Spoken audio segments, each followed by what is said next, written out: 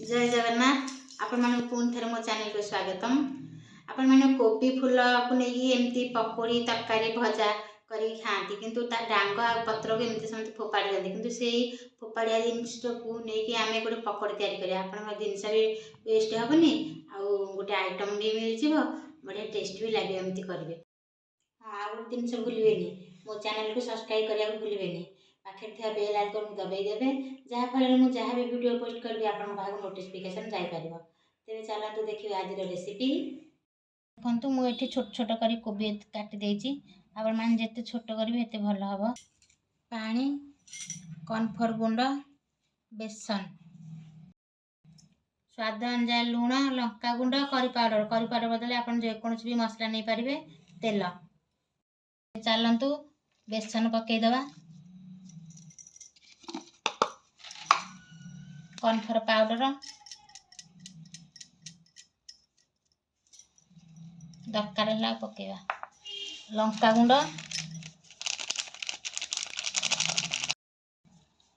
स्वाद अनुसार लूण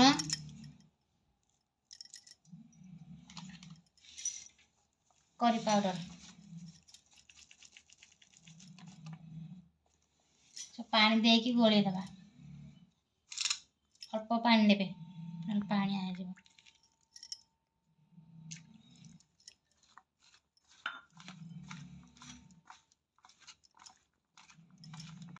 मोर गुंडा आगे दरकार है मुझे पकेली आपण माने देखिकी भाग माप अनुसार पकेबे बेसन ठो टिके कॉर्नफ्लोर गुंड कम पकेबे। देखंतु एमती बैटर रहबो एतिके पानी रहबो एमती रहबो। फास्ट गैस ऑन करिया एबे करेई बसेबा देखंतु ताती गलानी एबे तेल पके देबा आमे एबे छाणीबा ता अनुसार आपण तेल पकेबे। देखंतु एबे तेल ताती गलानी एबे पकेबा आस्ते आस्ते पकेबे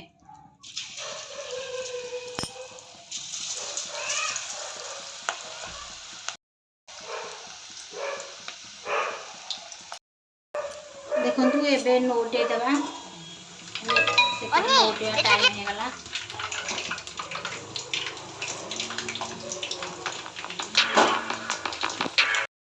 देखंतु एबे नाली हे आसलानी आपको एबे काढी दबा